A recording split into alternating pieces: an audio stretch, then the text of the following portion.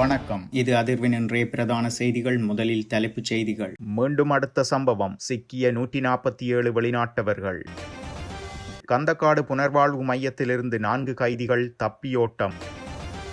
சைலன்சருக்குள் வைத்து கடத்திய பொருளால் 38 வயது இலங்கையர் ஒருவர் கைது. அர்ச்சுனா எம்பி உட்பட 2 எதிராக நிகழ்நிலை காப்பு சட்டத்தின் கீழ் வழக்கு. நீதிமன்றம் வழங்கிய உத்தரவு.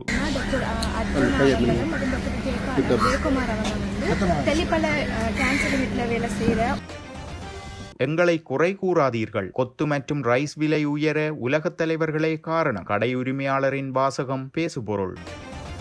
பகிரப்பட்டு வரும் கம்மன் பிளவின் போலி புத்தகம். இது சிஐடியினரால் தயாரிக்கப்பட்டது. உதய கம்மன் பிள குற்றச்சாட்டு மீண்டும் சர்ச்சை. உயர்தர பரீட்சையில் சாதனை படைத்த மாணவி நேரில் சென்று வாழ்த்திய ஸ்ரீதரன் எம்பி. கிளிநொச்சியில் சட்டவிரோத மணல் அகழ்வில் ஈடுபட்ட டிப்பர் வண்டிகள் போலீசாரிடம். சட்டத்தரணியின் அடிப்படை உரிமையை மீறிய போலீஸ் ஊடக பேச்சாளருக்கு அபராதம். உச்ச நீதிமன்றின் அதிரடி தீர்ப்பு. பல நாடுகளில் பெட்ரோல் வரிசைகள் மற்றும் உணவு பற்றாக்குறை. பிரதி அமைச்சர் கௌசல்யா தெரிவிப்பு. சுமார் 50% உயர்த்தப்பட்ட பாகிஸ்தானின் எரிபொருள் விலை. யாழில் படுகொலை செய்யப்பட்ட விரிவுரையாளர் கைப்பட எழுதிய ஆவணம் போலீசாரிடம் சமர்ப்பிக்கும் நடவடிக்கையில் ஜனாதிபதி சட்டத்தரணி எம்.ஏ. சுமந்திரன். சுட்டு வீழ்த்தப்பட்ட அமெரிக்க விமானம். தப்பியோடிய அமெரிக்க விமானியை பிடித்துக் கொடுக்கும் பொதுமக்களுக்கு சன்மானம் அறிவித்தது ஈரான். அமெரிக்க ராணுவம் இன்னும் ஆரம்பிக்கவே இல்லை. உலகின் எதிர்பார்ப்பில் ட்ரம்ப் புதிய அச்சுறுத்தல். சிஐடி பிரிவுக்குள் இசாரா செவ்வந்திக்கு பிறந்த நாள் கொண்டாட்டம். விரிவான விசாரணைகள் ஆரம்பம். விடுதலை புலிகளுக்கே அஞ்சாத புலனாய்வாளர்கள். நாமல் வெளியிட்ட தகவல். அரச வைத்திய அதிகாரிகள் இன்றும் வேலை நிறுத்தம். நீர்வெட்டு நேரம் 24 முதல் 18 மணியாக குறைப்பு. இலங்கைக்கு தேவையான எரிபொருள் வழங்கப்படும் என உறுதியளித்தது ரஷ்யா. இணையவழி நிதி மோசடி சம்பவத்துடன் தொடர்புடைய குற்றச்சாட்டில் கைது செய்யப்பட்ட 147 வெளிநாட்டவர்களையும் எதிர்வரும் 9ஆம் தேதி வரை விளக்கமறியலில் வைக்க உத்தரவிடப்பட்டுள்ளது. நேற்று குறித்த சந்தேக நபர்கள் சிலாபம் நீதவான் நீதிமன்றத்தில் ஆஜர்படுத்தப்பட்டதை அடுத்து இந்த உத்தரவு பிறப்பிக்கப்பட்டுள்ளது. சிலாபம் இரணவில பகுதியில் உள்ள ஹோட்டல் ஒன்றில் தங்கியிருந்த போதே நேற்று காலை இவர்கள் கைது செய்யப்பட்டனர். கைது செய்யப்பட்டவர்களில் 133 சீன பிரஜைகளும் 13 வியட்நாம் பிரஜைகளும் ஒரு மலேசிய பிரஜையும் அடங்குவதாக போலீசார் தெரிவித்தனர். நேற்றைய தினம் பிற்பகல் கந்தக்காடு புனர்வாழ்வு மையத்திலிருந்து 4 கைதிகள் தப்பிச் சென்றுள்ளனர். தப்பிச் சென்றவர்களை கண்டறிந்து கைது செய்வதற்காக காவல்துறை மற்றும் இலங்கை ராணுவத்தினர் கூட்டு நடவடிக்கையை தொடங்கியதாக தெரிவிக்கப்பட்டுள்ளது. சம்பவம் குறித்த விசாரணைகள் தொடர்ந்து நடைபெற்று வருகின்றன.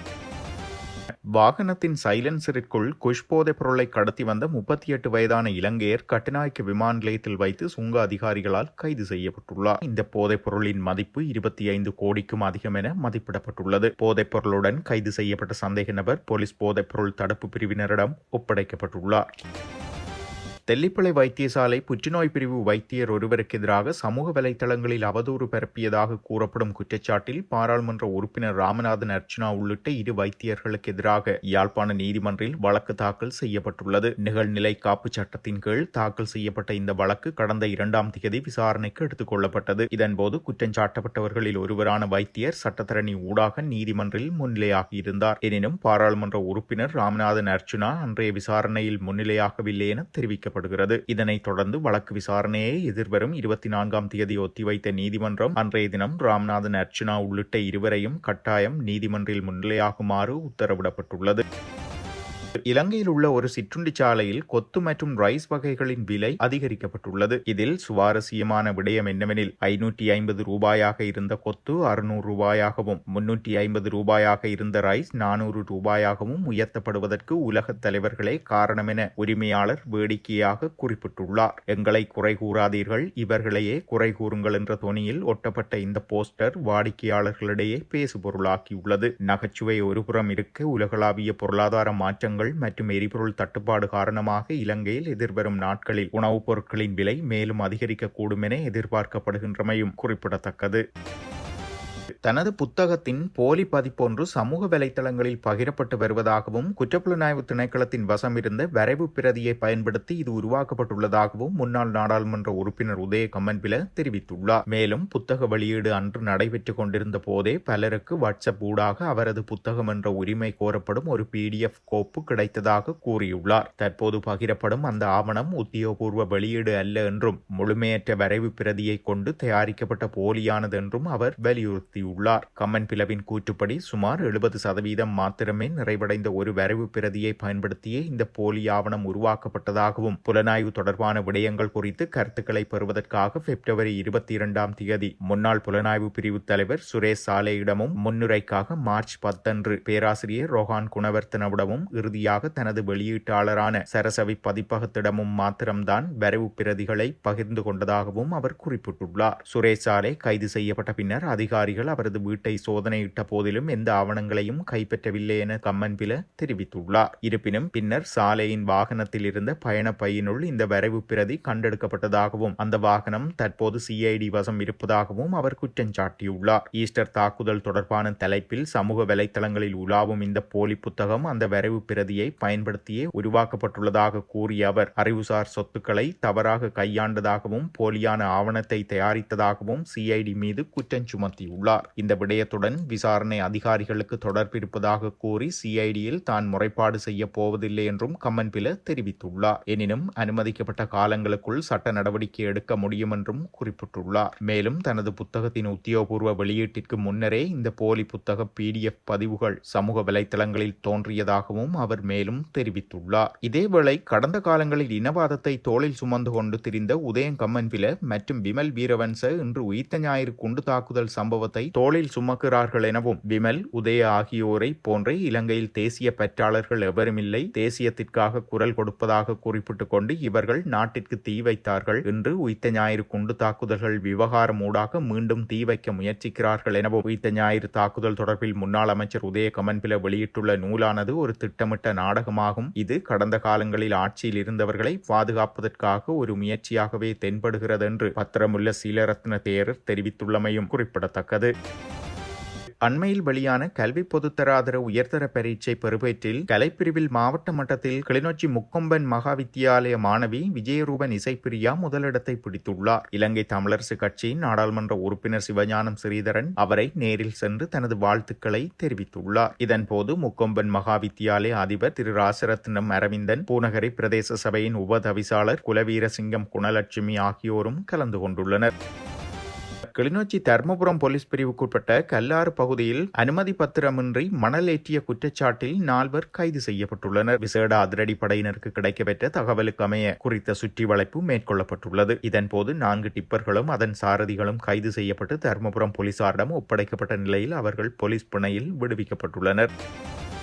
2017 ஆண்டு நீர்கொழும்பு போலீஸ் நிலையத்தில் வைத்து சட்டத்தரணி ஒருவரின் அடிப்படை உரிமைகளை மீறிய குற்றச்சாட்டில் தற்போதைய போலீஸ் ஊடக பேச்சாளர் ASB FU வூட்லருக்கு உச்ச நீதிமன்றம் அபராதம் விதித்துள்ளது. சம்பவம் நடந்த காலப்பகுதியில் நீர்கொழும்பு போலீஸ் நிலையத்தின் பிரதம போலீஸ் பரிசோதகராக பணியாற்றிய வூட்லர் பாதிக்கப்பட்ட சட்டத்தரணிக்கு தனிப்பட்ட ரீதியில் 60,000 ரூபாய் நட்டஈடு வழங்க வேண்டும் என நீதிமன்றம் தீர்ப்பளித்துள்ளது. வழக்கின் பின்னணி என்னவெனில் சட்டத்தரணி பிரியலால் சிறிசேன என்பவரால் தாக்கல் செய்யப்பட்ட அடிப்படை உரிமை மீறல் மனு மீதான விசாரணையின் போதே இந்த தீர்ப்பு வழங்கப்பட்டுள்ளது. 2017 நீர்கொழும்பு போலீஸ் நிலையத்தில் தனது சேவை பெறுநர் ஒருவரை பிரதிநிதித்துவப்படுத்த சென்றபோது அங்கிருந்த போலீஸ் அதிகாரிகள் தனது தொழில்முறை கடமைகளுக்கு இடையூறு விளைவித்ததாக அவர் மனுவில் குறிப்பிட்டிருந்தார். FU வூட்லர் சட்டத்தரணியின் தொழில்முறை கடமைகளில் சட்டவிரோதமாக தலையிட்டமைக்காக 60,000 ரூபாய் நட்டஈடு வழங்க வேண்டும் என்றும் அதே போலீஸ் நிலையத்தின் அன்றைய முறைப்பாட்டு பிரிவின் பொறுப்பதிகாரி அடிப்படை உரிமையை மீறியதற்காக 30,000 ரூபாய் நட்டஈடு வழங்க வேண்டும் என்றும் இவ்விரு அதிகாரிகளும் தலா 10,000 ரூபாயை வழக்கு செலவாக வழங்க வேண்டும் என பணிக்கப்பட்டுள்ளது.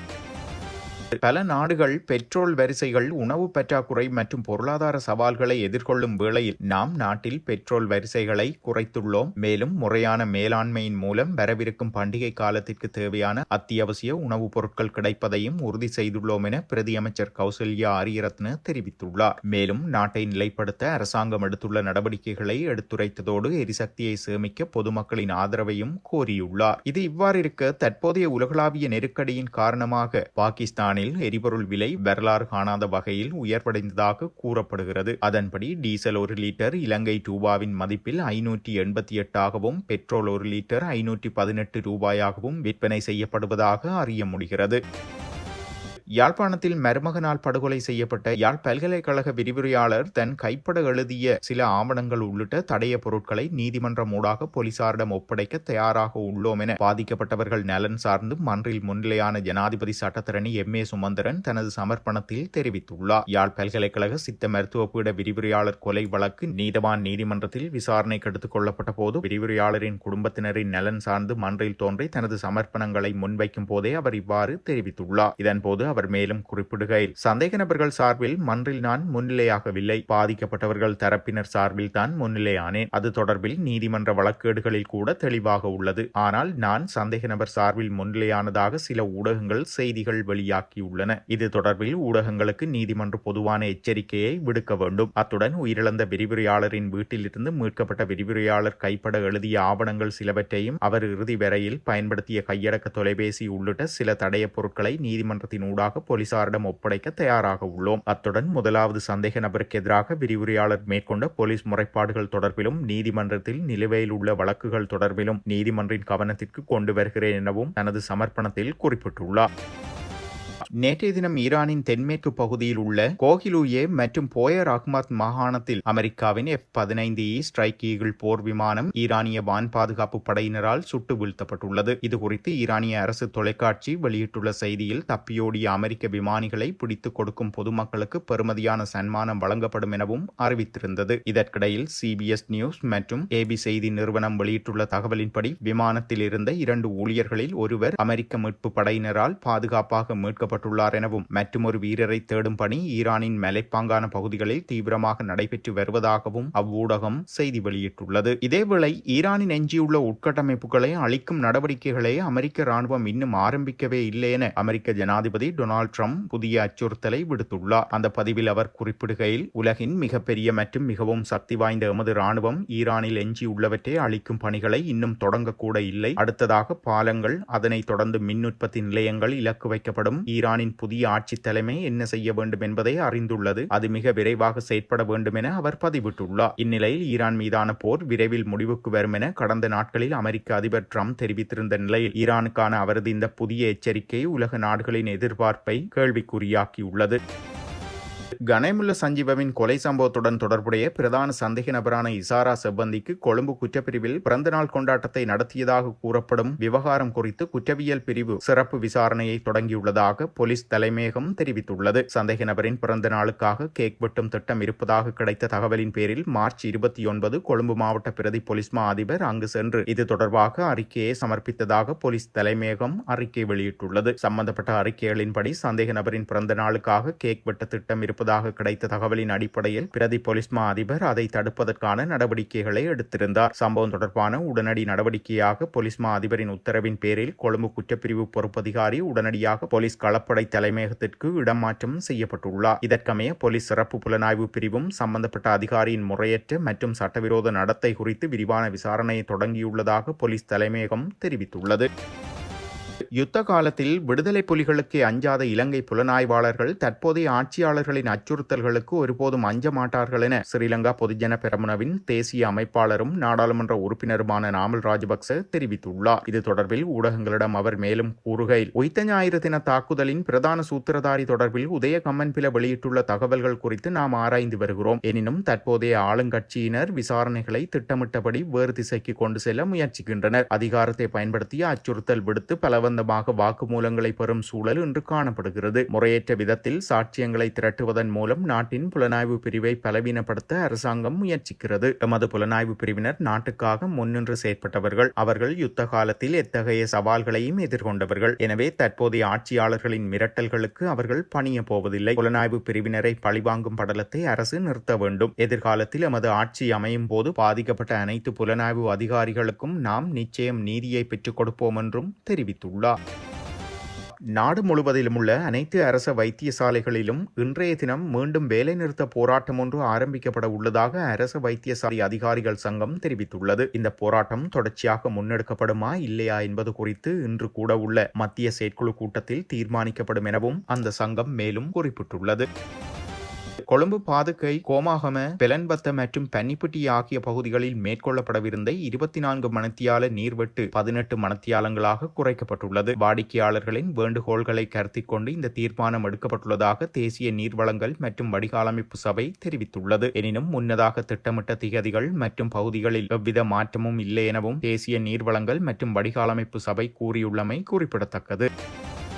உத்தியோகபூர்வ விஜயம் ஒன்றை மேற்கொண்டு நாட்டுக்கு வருகை தந்துள்ள ரஷ்ய பிரதி வெளிவிவகார அமைச்சர் அண்ட்ரே ருடென்கோ மற்றும் வெளிவிவகார வெளிநாட்டு வேலைவாய்ப்பு மற்றும் சுற்றுலாத்துறை அமைச்சர் விஜித ஹேரத் ஆகியோருக்கிடையிலான சந்திப்பு கொழும்பில் அமைந்துள்ள வெளிவிவகார அமைச்சில் நடைபெற்றுள்ளது. இந்த சந்திப்பின் போது இலங்கை தற்போது எதிர்கொண்டுள்ள சவால்களுக்கு மத்தியில் நாட்டிற்கு தேவையான எரிபொருளை உடனடியாக வழங்குவதற்கு தேவையான நடவடிக்கைகள் எடுக்கப்படும் என ரஷ்ய தரப்பில் உறுதியளிக்கப்பட்டுள்ளது. ரஷ்ய முதலீட்டாளர்களை இலங்கையில் புதிய முதலீட்டு வாய்ப்புகளை கண்டறிவதை ஊக்குவிக்கவும் ரஷ்யாவிலிருந்து இலங்கை வரும் சுற்றுலா பயணிகளின் எண்ணிக்கையை அதிகரிக்கவும் முயற்சிப்பதாகவும் பிரதி வெளிவிவகார அமைச்சர் குறிப்பிட்டிருந்தார். அத்துடன் இலங்கை மற்றும் ரஷ்யாவிற்கிடையே நிலவும் சுமார் 70 ஆண்டுகால ராஜதந்திர உறவுகளை மேலும் வலுப்படுத்துவதற்கு இதுவே பொருத்தமான தருணம் எனவும் அமைச்சர் விஜித ஹேரத் சுட்டிக்காட்டியுள்ளார். எதிர்காலத்தில் ரஷ்யாவுடன் நீண்டகால வர்த்தக உடன்படிக்கைகளை மேற்கொள்வதற்கு தேவையான நடவடிக்கைகள் எடுக்கப்படும் என்றும் குறிப்பாக எரிசக்தி துறையில் ரஷ்யா வழங்க முன்வந்துள்ள ஒத்துழைப்பு பாராட்டுக்குரியதென்றும் அமைச்சர் விஜித ஹேரத் இதன்போது தெரிவித்துள்ளார்.